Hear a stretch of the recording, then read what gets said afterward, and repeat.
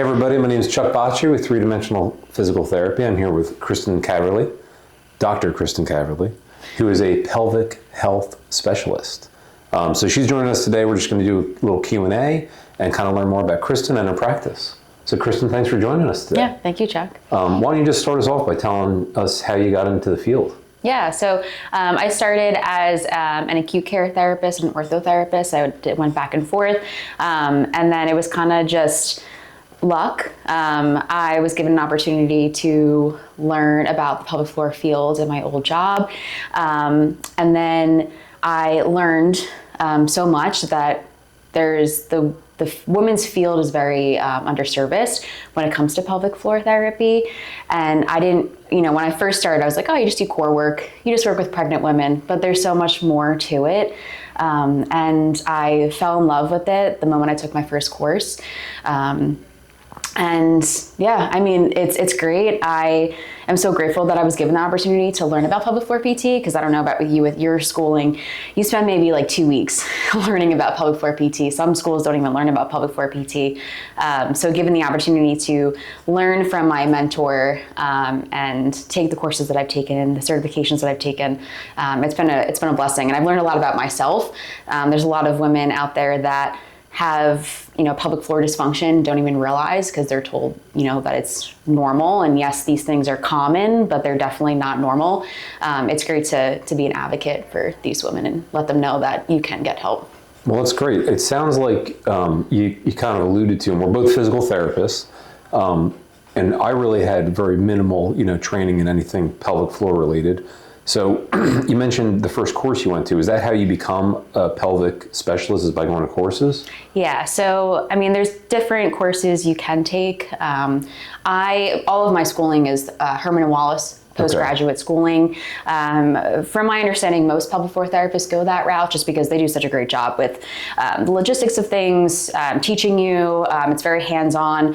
With Herman and Wallace, I'm not sure about the other certifications that you can take, but with Herman and Wallace, you're the patient and the PT. So you're partnered with someone and you're understanding how the patient is feeling, because it's a very vulnerable area. It's very, it's sensitive. So being able to experience the patient side of things as well as the PT, that's why I love Herman and Wallace for postgraduate education. But yeah, so you take level 1. There's different levels for Herman and Wallace, but there's also different other certifications. I got my when the ortho world, you have your CSCS, right? Mm-hmm. But I have my PCES, so it's Pregnancy and Postpartum Corrective Exercise Specialist. So that's through a whole nother schooling, but there's so many different things you can do. But yeah, so you just take different classes and get different certifications to get the hands-on skill. Well, then for those of you who don't know,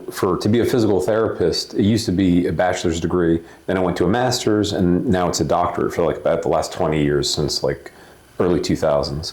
So what Kristin's describing is like she went to 4 years undergrad, 3 years of graduate school, correct? And then in addition to that, once she graduated, she was working in acute care, which means like in the hospital setting or with people that are like in hospital beds. And then she did orthopedics, which would be like, working with people that have like knee pain and joint pain, ACL reconstruction, rotator cuff tear. And then she got really interested in, and had a mentor that did pelvic health. And she went on to get certified, mm-hmm. correct?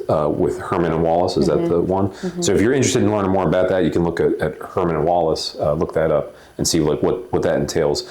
But it's a lot of she mentioned postgraduate. A lot of what she's doing is learning postgraduate. After graduating with her physical therapy degree, you have to go on and get additional certifications to really specialize in the field of pelvic health. Well, you had kind of mentioned, hey, even though things are common, they're not normal. Mm-hmm. Could you kind of tell us like what's maybe like the top 2 or 3 things that you see as a pelvic health specialist, and then also how you help people? Yeah. So I feel the biggest things is, the urinary incontinence. It's very common. Again, it's not normal. I think that it's just the lack of knowing. I mean, I think that society has made it normal. I mean, when you walk down Target, there's Depends pads, there's liners, and people always say, oh, you're getting older, But I think society has made it normal, but it's not. You can go to pelvic floor therapy to get help with that. And then pain with intercourse. That's very common.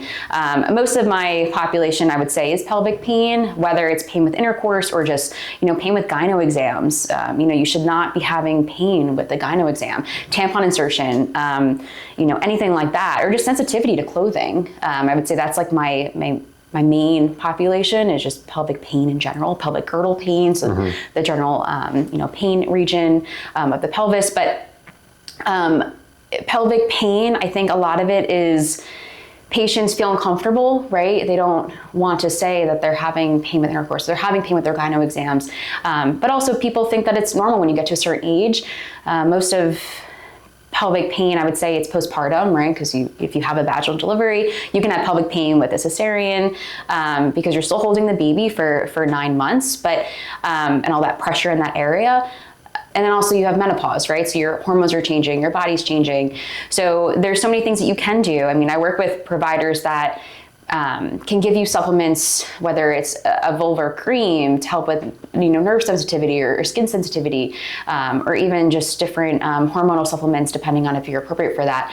But a lot of it is just the unknown. Like people think that it's normal because society has said it's normal, but or they feel uncomfortable. Like I have a lot of patients that come in and it's 5 or 10 years down the line that they're dealing with whatever it is, whether it's incontinence, which is a big thing, or pain, pelvic pain, and they didn't feel comfortable talking to their provider.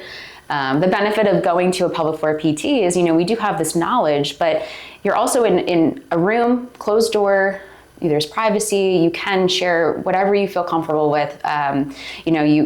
Sometimes people don't share things with me the first visit. Sometimes it takes time to, get used to, a different provider. But I think the benefit of a pelvic floor therapist, it's more holistic, and we have a very calming presence, and I feel like people feel comfortable as opposed to the doctor's visit. Sometimes you only get like 5 or 10 minutes, but you're with your pelvic floor therapist for about an hour, sometimes longer, depending. I never like to cut visits short, but it's a safe space, and it definitely frustrates me personally when patients say that they've had these issues for a while and they just didn't feel comfortable, because I think that's a societal thing. I think it's just people just don't feel comfortable talking about those things. Yeah, if I can relate that to, I work in sports and orthopedics, so I'm working with people that, like I said, have ACL tears or rotator cuff repair, low back pain, and a lot of times what I see is, I guess it would mirror the comment you made about depends. It's kind of like fixing a symptom rather than the root cause. It's like, hey, for depends, I have leakage, so I'm going to use this depends.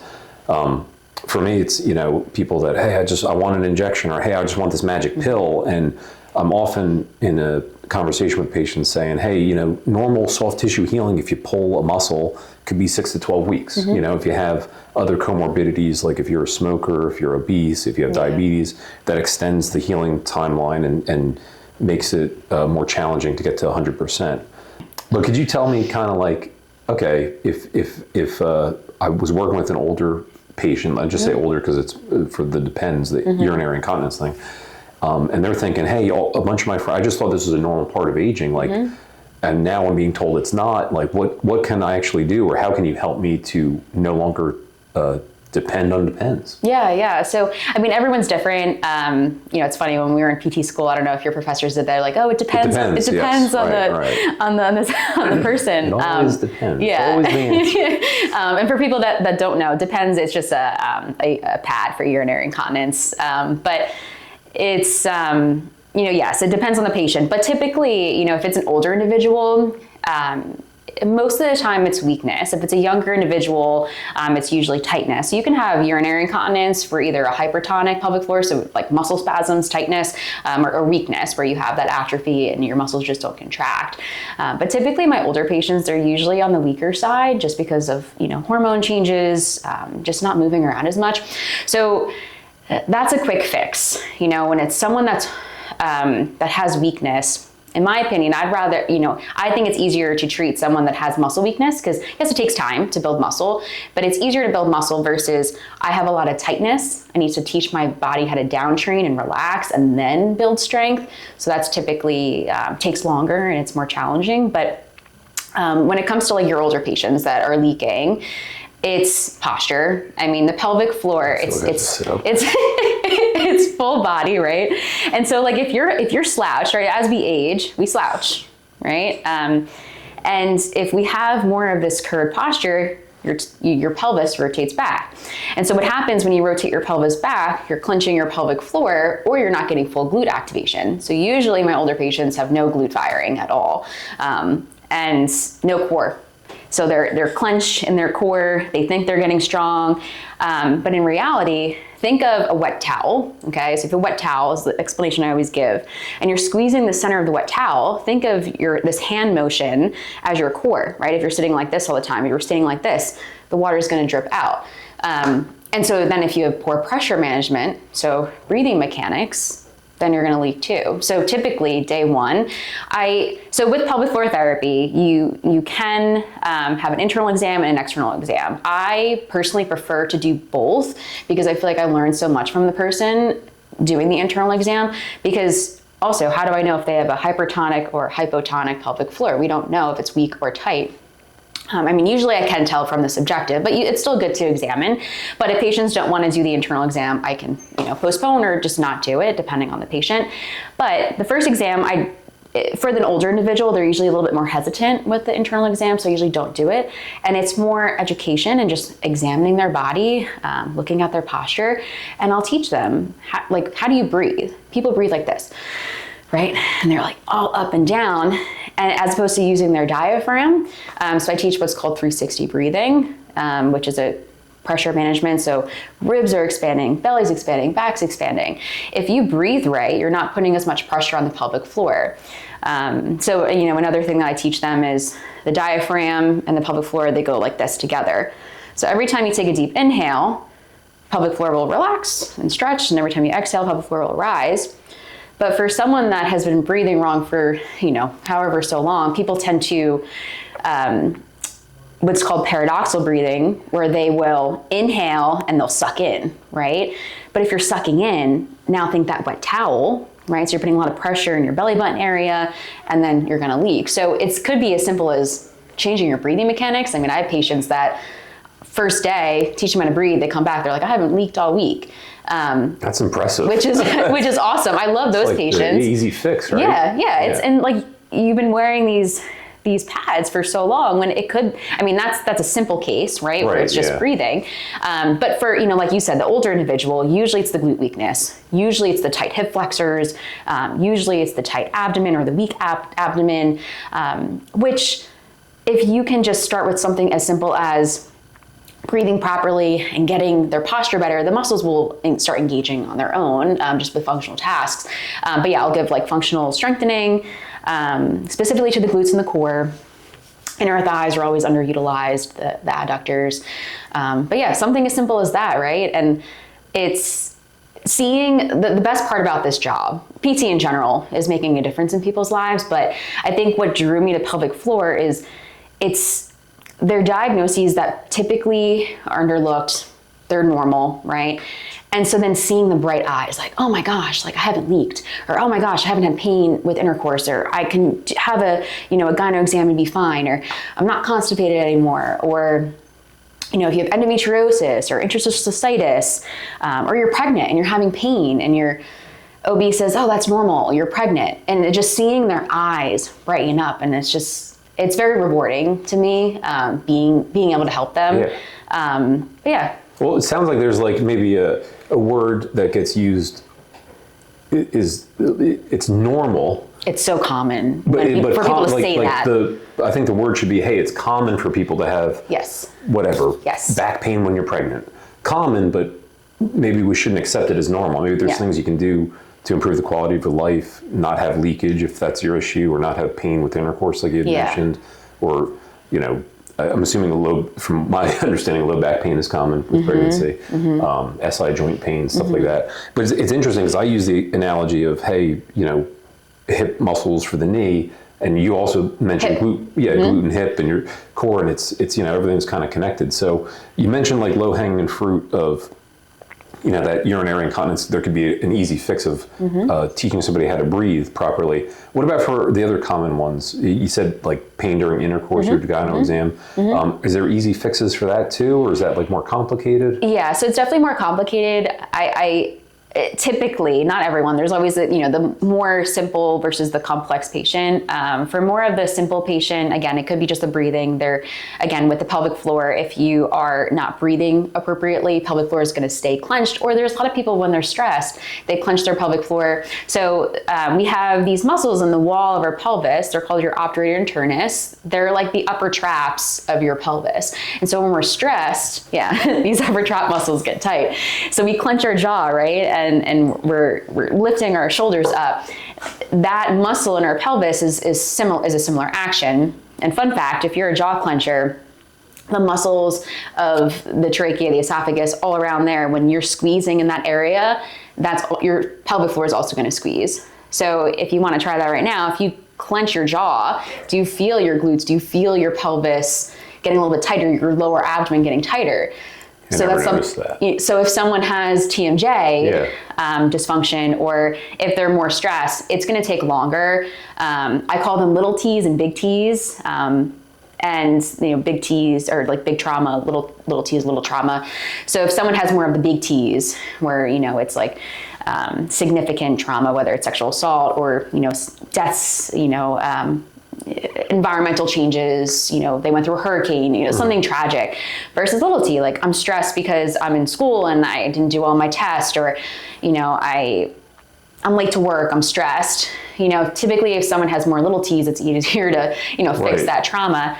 So if someone has a lot of trauma, it's going to be more complex. I feel like my pelvic pain patients, I see them more long-term, whether it's, 3 months to 3 years. They're not coming, every day or every week or every month, but it's more maintenance. Because they're dealing with their own stress, and unfortunately stress is related to the pelvic floor. So if you have any type of trauma, it's going to create more tension. But then if I have my patient that has an easier job managing their stress, they definitely improve better. But something as simple as doing muscle releases to the tissue, which I can teach you during your internal exams, how to release it yourself. There's dilators, there's pelvic wands, there's different tools that you can use that your pelvic floor therapist can teach you. I wouldn't advise just getting one and going on YouTube. I definitely would recommend going to a pelvic floor therapist if you're having pelvic pain. But again, if you have tightness, again, with like ortho, you have to release the tension before strengthening. And it's more just that finding that proper length and tension relationship. But when it comes to someone that has pain with intercourse, it's also that, or gyno exams, it's also, you're playing this game with your mind, because now you have this history of trauma, your body is perceiving it as trauma, and now you have to teach yourself that you are safe and you don't have pain anymore. But it's the next time you have intercourse or you go to a gyno exam, you might be more tense. So even though your tissue is relaxed and it feels great, and you have the strength and you have the ability to relax the tissue, you might still have pain because what's going on up here because of the history. Which is, the challenging part. So I always recommend seeing a therapist with pelvic floor PT if you have pain with intercourse, just like an athlete would benefit from seeing a sports psychologist, because their trauma, everyone's trauma is different, but it's still trauma. So it definitely takes longer. My stress urinary incontinence or urgency incontinence, that I call it that lock and key syndrome, where you have to lock your door, run to the house, go to the bathroom, or the just in case pees, the urgency and the stress incontinence usually take less time to get better, to see improvements, but also you have to be compliant with your program. If you're not compliant with your home exercise program, or listen, to your PT and implement them and carry it over from your session to function, you might not get better. But my pain patients, constipation, more of that tightness usually takes longer.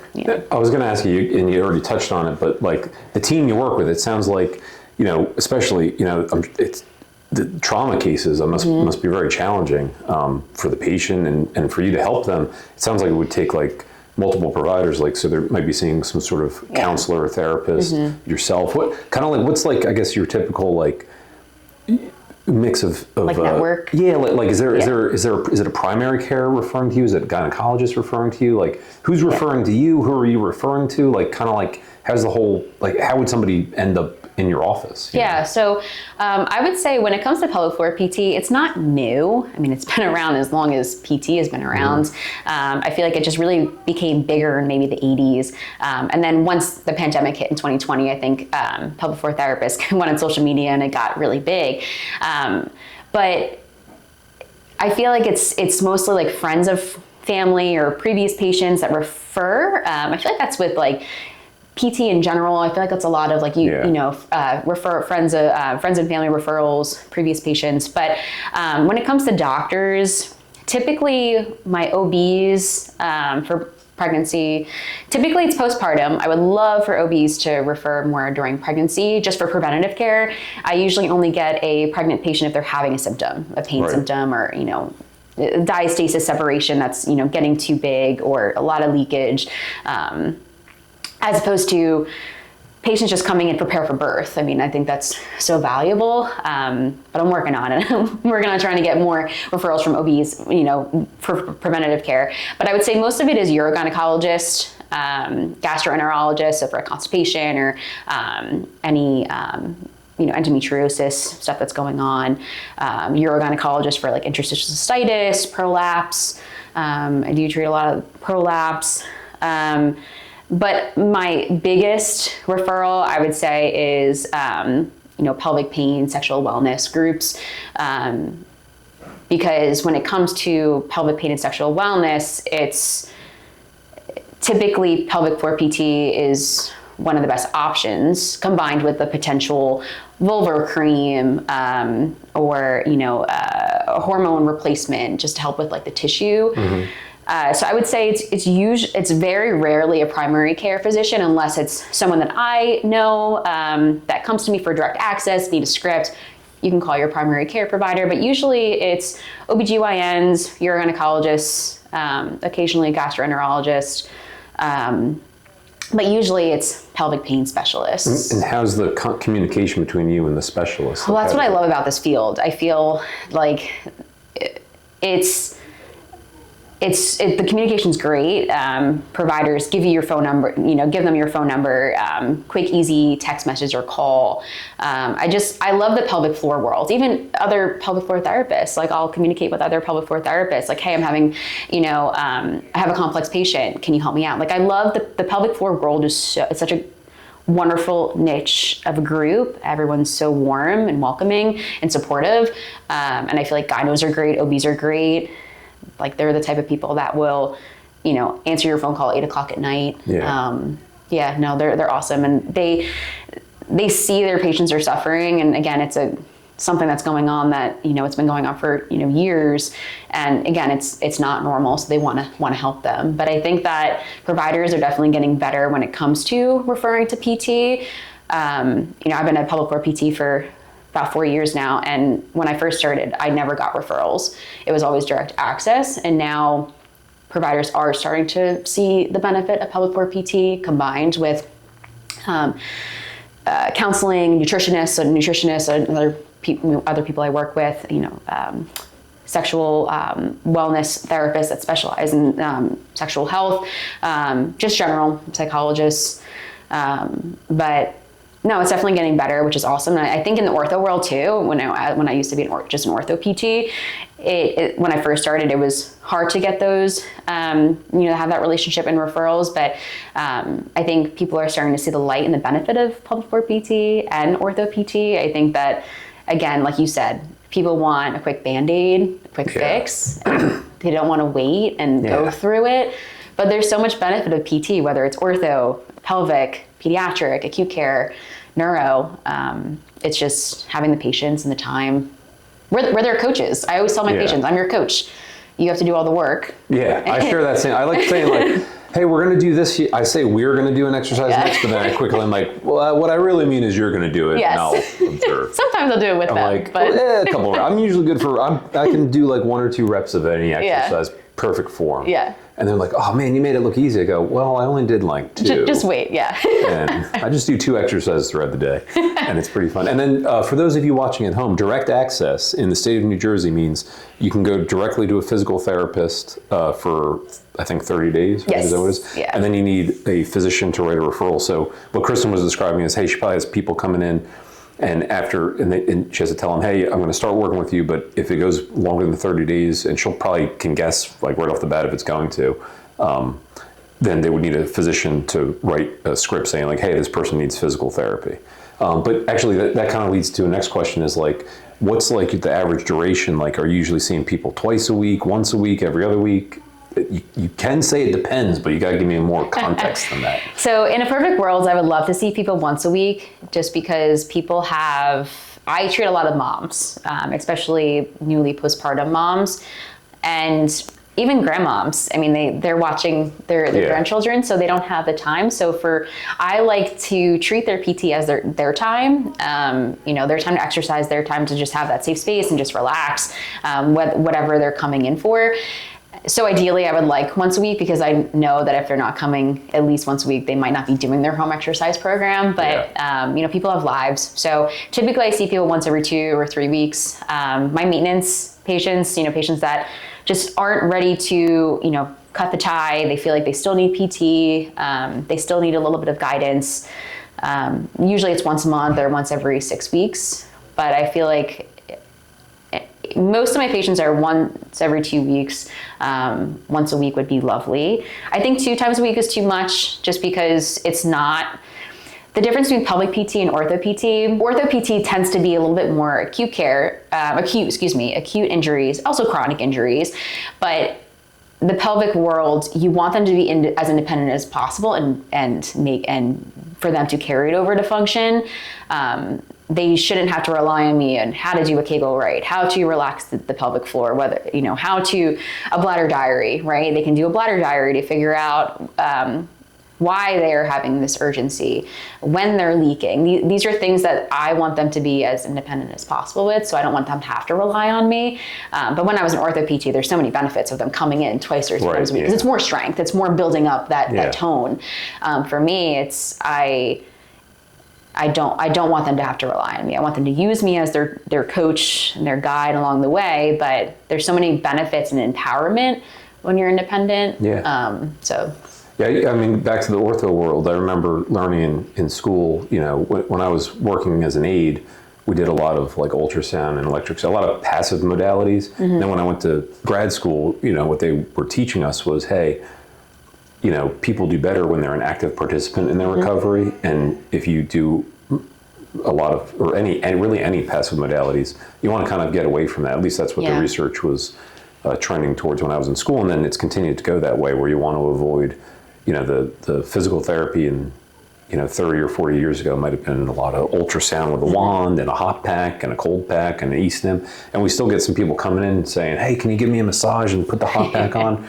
I'm like, we can do a little bit of that, but really what's going to make you better is being an active participant in your recovery. So, and then explain, another thing you mentioned earlier was you might be in a situation where it might become painful, or like knowing, I guess, maybe like when to relax a muscle or when to tighten a muscle.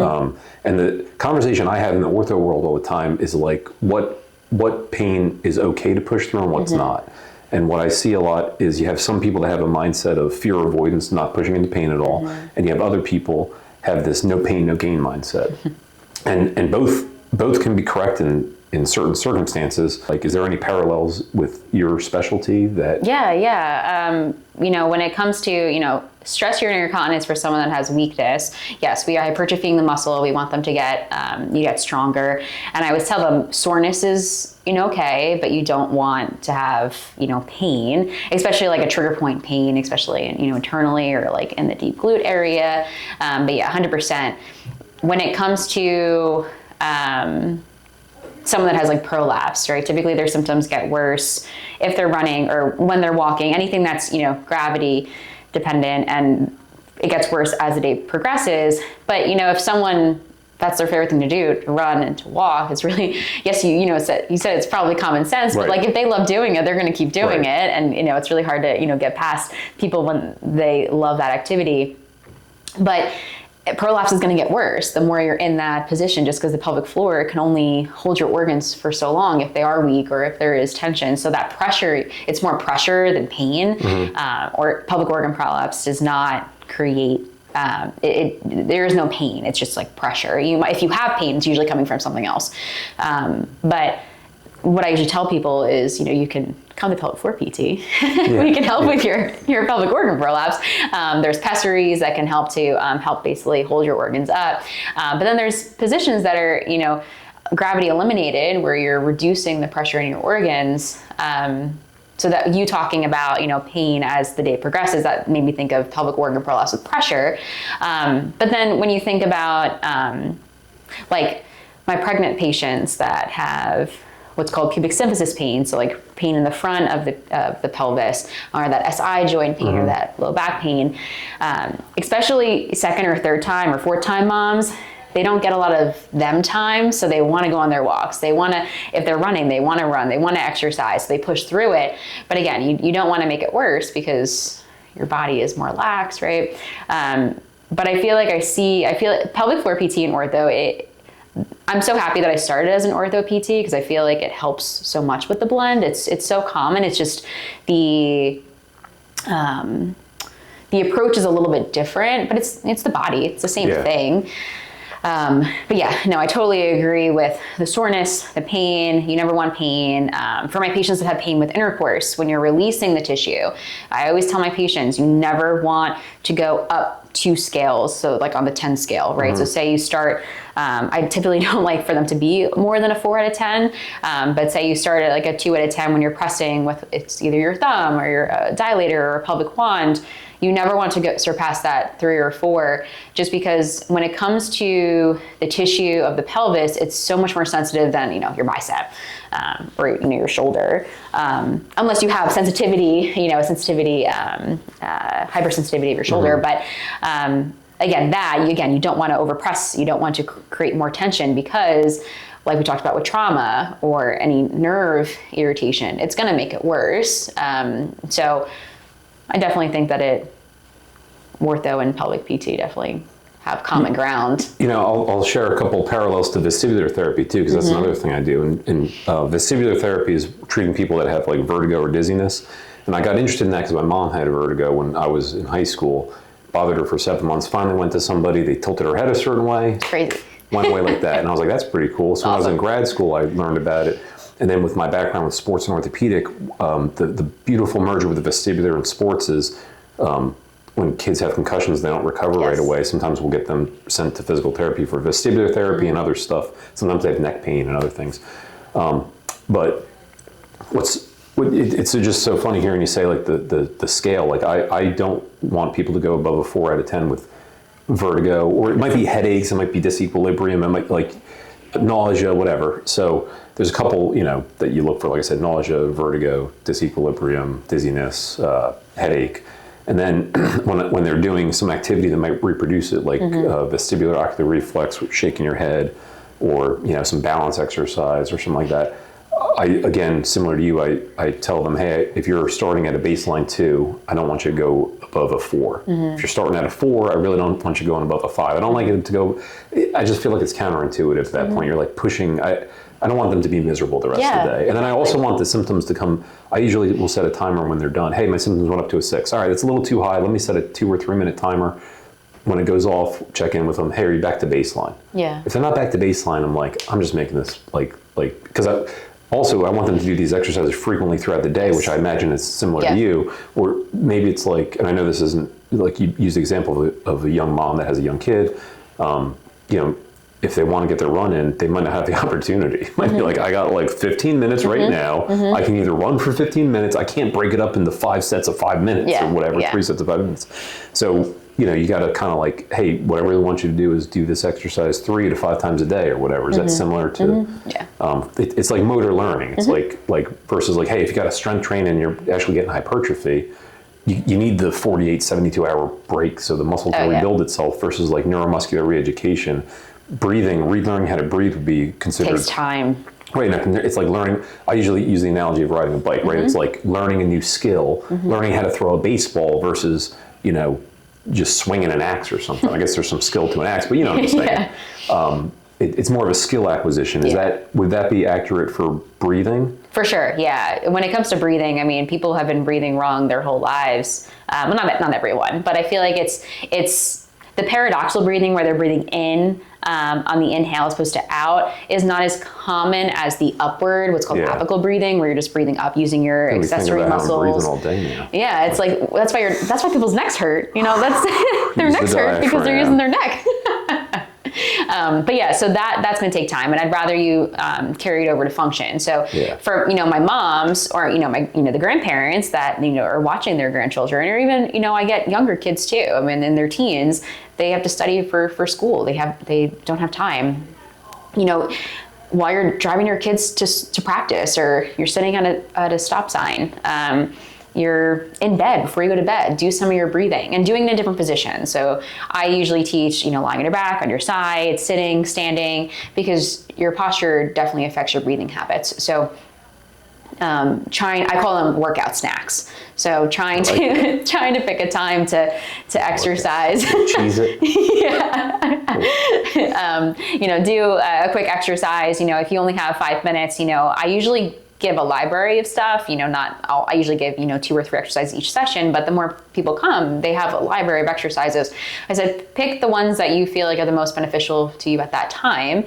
And then that goes with the whole awareness and independence. You need to eventually learn your body, what exercises fit for you when you're feeling this type of symptom, or you're, so on and so forth. But yeah, so with breathing, definitely, and especially the core connection, the pelvic floor and core connection, especially postpartum, it's that neuromuscular reeducation. Your belly is expanded for such a long period of time that we needed to get it to merge back together. But yeah, I agree. I think ortho and pelvic PT, they go hand in hand, and that's why I'm grateful that I have my ortho backgrounds, especially for my CrossFitters and my triathletes. That want to get back to running, having that ortho background, I think, is super beneficial Yeah, I remember seeing a video. I think they were CrossFitters or some, very fit-looking people that were like laughing because they were like doing a very heavy lift and then they're leaking. Yeah, and then it was kind of like they were like normalizing it a little bit. Yeah. And I think it was brought to my attention by like a friend who was. This is probably 10 years ago. They were getting. Taking the certification to become a pelvic floor specialist, and it was just funny. I think either I shared the video with them or vice versa, and they're like, "This isn't normal. This is why I'm specializing in this." You can't normalize this stuff, and it's just kind of funny, like haha, like I'm leaking. People laugh. Yeah, they laugh about it all the time, and it's. I laugh because it's become such a normalized thing. But it's uncomfortable when you leak. I mean, it is so uncomfortable, and you shouldn't have to suffer through that. And there are so many young kids that leak. My gymnasts, typically more soccer players and dancers, because they have such this more tightness to them. It's so common. I mean, it's counterintuitive too, because I would think like somebody that's a gymnast or you want to be more mobile, right? Right, they're mobile, they're strong, they're this and that. But the analogy you made of like if you're that towel, if that's the center, and I've heard the pelvic, I guess not the pelvic floor, but the whole abdomen is like a cylinder, right? Yeah, like a soda can. A soda can. Yeah. Could you kind of explain that to me? Yeah. So Herman and Wallace did a great job. Using the soda can as an example. So if you think about, a can, right? And so the top is closed and the bottom is closed. And then this is actually perfect. It's a circle. This is your diaphragm. It's almost like we planned this. Yeah. And then this is your pelvic floor, right? And so the bottom, it's not closed, but if you have a lot of tension in your pelvic floor, or if you have a lot of tightness in your mouth, and a lot of people, they hold their breath. You'd be surprised, I'm sure in the ortho world, how many people hold their breath when they're doing exercise. Obviously when they're talking, so they're not. So if I have a patient that holds their breath, or they just aren't as aware, I'll have them count out loud or talk to me while they're doing their exercise, so I know that they're breathing. But again, so the soda can example is typically people have a closed, it is a closed system. Our trunk is a closed system. Once you open your mouth, think about opening up the soda can. So it's gonna fizzle, you're releasing that pressure. But if you're moving around all day and you're shaking up and all that's happening, and then you're closed up here, right? And then you're tighter here, or there's just, poor pressure management here, you're gonna leak. So if the diaphragm and the pelvic floor are functioning optimally and you have this open a little bit, your mouth is open, you're going to have less leakage, you're going to have less pressure. And think about what moms call the lower belly pooch, right? Mm-hmm. It's not always fat tissue, it's actually weakness. So if you have a lot of tightness in your pelvic floor, the pressure has to come up. Interesting. So if the pressure is coming up, you're going to, I'm not a good example because I'm pregnant, but. Congratulations. But, if I, sit like this, you can see a little bit more of this pooch. If I have a lot of tightness in my pelvic floor, the breath has to come up. Where is the breath going to come up, especially if I don't breathe properly? So now it's going to push out. It should also push back, but we sit very lordotic with that arched back, or very slouched. So that's also gonna put more of that posture, lower belly pooch. But yeah, so a lot of people actually have this lower belly pooch because of tightness or weakness or poor pressure management. And it's quite remarkable, even just in one session, how if I can just teach them how to breathe properly, sometimes the pooch fades a little bit. Really? Yeah. That's pretty cool. I bet a lot of people would like that to be eliminated. Yeah. But yeah, so that's be reduced. Yeah. So that's like the soda can analogy, kind of like you're constantly a closed system, right? I mean, your pelvic floor is pretty much closed. You have sphincters around your rectum, your vagina or your penis. So everything is closed. And so if your mouth is always closed, you're basically just shaking up that soda can, and then eventually you're going to explode. Not literally, but. Well, right. But you would have leakage or something. Yeah. I feel like there's some sort of analogy to shotgunning a beer mixed in there somewhere. But we might have to edit that one out, but that's okay. But yeah, no, I mean, I think pelvic floor it's cool. I think that it's definitely underutilized, and there's so many things that can help even young kids. Constipation. I don't treat pediatrics. How does it help with constipation? Yeah, so I mean, constipation, it could be your GI tract, which, the I love you massage that pelvic floor therapists will treat you, or even just like abdominal mobilization, whether it's with skin rolling or cupping, different things, just because we have fascia. So think of fascia as, it's like a spider web connective tissue material. You have your skin, your fascia, then your muscle, and it gets sticky. And so if that's tight, the intestines aren't going to be able to move as much and expand. But if it's a true GI issue, I usually recommend going to a nutritionist, because it could be food, diet. You'd be surprised by the amount of people that don't drink water. I mean, you should be drinking half of your body weight. I have water in here. Let the record state. Not coffee. Half of your body weight. Posture, breathe right. Chuck's like, I'm over this. Diaphragm. Gotcha. But yeah, so like half of your body weight in ounces of fluid you should be consuming a day. 2/3 of that should be water. And then every time you drink a cup of coffee, you're basically causing more dehydration in your system. Yeah. Caffeine dehydrates you. Alcohol too, correct? Alcohol too, yeah. So I usually recommend every cup of coffee you have, try to have a cup of water after, just to dilute your system a little bit, just because that can also affect your urinary tract. A lot of people have constipation, even diarrhea. Diarrhea is technically, if your GI system is not working functionally, it's technically constipation too. But the pelvic floor, how we come into play, it's if you have pelvic floor tightness or your anal sphincters are not getting that reflex and doing what it needs to do, things get backed up. Or you don't have the space to open to allow the bowel to come through. So your pelvic floor therapist can help you, whether it's techniques of posture while you're going to the bathroom, creating a bowel diary to when it comes to like foods, certain foods you should be consuming, fluids that you should be consuming, creating that schedule based off of your work day that works for you, because you should be going to the bathroom. It's not every day, some people go once every day, once every other day. Some people go 3 times in a day. It really depends on the person. But we need to create a schedule that works for you. So say like 7 a.m., you have your breakfast, ideally 30 minutes after you eat, you should be going to the bathroom. Ideally, before you start your day, just so you're not walking around like with, a bowel in your system and you're getting all bloated. So if you go to the bathroom at 7:30 a.m., ideally you would want to do 7:30 a.m. every day, but no one lives in that world, right? Most of us are eating our breakfast in the car, we're rushing, sometimes we're not having breakfast, but your pelvic PT can help you work through that, and also manual techniques. So whether it's, with your own digit, with your pelvic floor therapist, or using a rectal dilator or a pelvic wand to help release the tension, and breathing mechanics. If you are stressed, there's no way you're going to be able to go to the bathroom, right? Because your parasympathetic nervous system, so your rest and digest, your relaxation nervous system, that's what helps you go to the bathroom. So for people that are more stressed, they usually are more constipated. So teaching them how to breathe. I feel like pelvic floor therapists, they always get made fun of. We're always talking about the diaphragm and breathing. Yeah. But I mean, there's so many benefits to breathing. And usually if you're constipated, you have abdominal discomfort, back pain, right? Because of all that pressure. And you're getting backed up, and your posture changes because you're uncomfortable and you are more tense. But yeah, so your pelvic floor therapist can help you with all those things.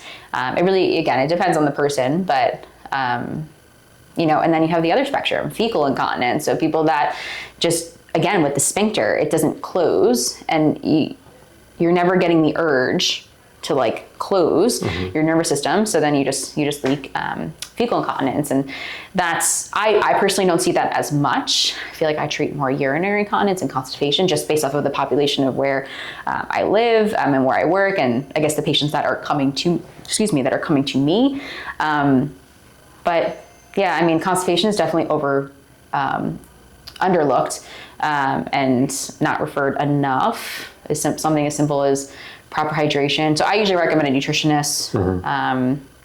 And then... Yeah, I wouldn't think of constipation. I'm a physical therapist, so sorry. But, I mean, if you have a tight pelvic floor, how's it going to evacuate, right? Never thought of it. Well, it sounds like you talk about, you're working with patients that have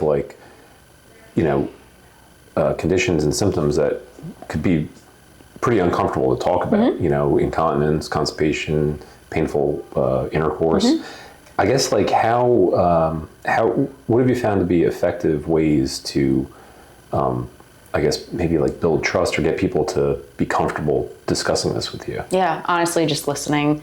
You'd be surprised by the people that go to different providers to talk, and they're kind of, whether it's brushed under the rug or they only have 5 minutes, right? Providers are so busy. There's only so many doctors in the world, right? And they don't have the luxury of a PT, whether it's an ortho PT or a pelvic PT. The benefit of a pelvic PT is we are in a closed room for the hour, but just listening. The amount of patients that say at the end of the session, thank you so much for just, listening to me. And I think if they see that you care, I try to be, as empathetic as I can. I can't relate to everything that they've gone through. I've gotten to this because I have my own pelvic floor issues, but, those things I can relate to them on. But other than that, it's just being a shoulder for them to cry on.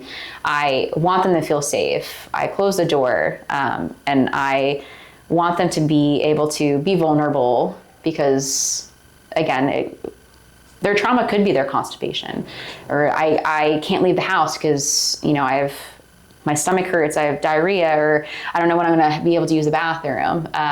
So it's whatever, everyone's trauma is so different. But I think, again, it's just being an active listener and being kind. I feel like a lot of people in this world just don't give enough time, and they're always thinking about themselves. So I think being able to just listen is beneficial. That's usually every employee we have at 3D. I usually tell them it shouldn't be hard for us to be excellent. We just have to be better than the standard American healthcare experience, which is calling up touch-tone phone. Somebody answers eventually, and they're kind of rude to you often, or you go to the front desk. I think that's our moat. Meaning what separates us from others is just treating people like people and not numbers. I say that all the time. Treat them like your own grandmother. Yeah, 100%. I say that how would you want your brother, your sister, your mom, your dad to be treated, your son, your daughter, and just treat the patient that way. And if you do that, we should be, providing, even if we're not the best provider. And I'm not saying you're not the best provider, but the basic stuff of just treating people like people. Let's make sure we do that. Yes. Everything else can be, we can be the best coach. You can always learn your skill. You can always learn more. You just got to treat people like people. So it sounds like, you know, what you found to be very effective is something that is very simple. You listen to the patients, and by listening, by demonstrating that you're a good active listener, they then open up and are comfortable discussing very like intimate or private or embarrassing things with you, and then you're better able to help them because they're open and honest with you. Yeah, and people might not share the first visit. You know, for my patients that have had, you know, sexual trauma or sexual assault, you know, rape victims, they tend to not share right away, which, you know, that is their journey. Yeah, that is their journey, but it's something that, you know, I value in our relationship, that you feel comfortable and confident in our relationship to share that with me. So yeah, people aren't dumping everything on me because they want to, you know, gauge their trust, but it's my trust, but it's, yeah, I think it just takes time, but I think, again, yeah, it's just, that's why I love 3D PT. I mean, I feel like every provider here. Is that where we work? Yeah. Oh.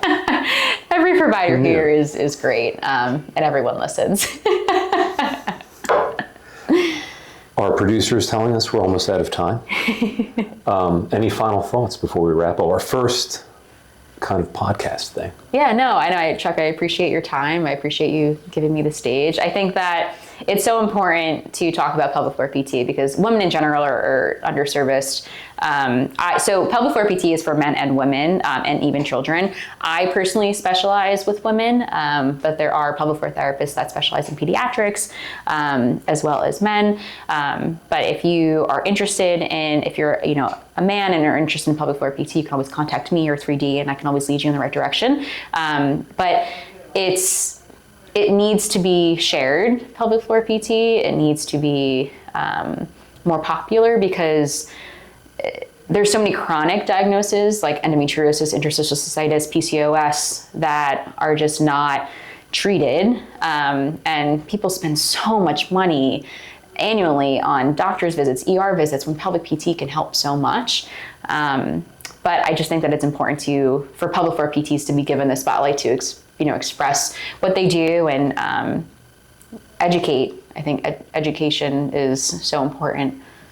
Well, hopefully this video helps you know, with that. Yeah. So thanks so much for thank you. Thanks for coming in. I really Appreciate your time. Appreciate it. Yeah.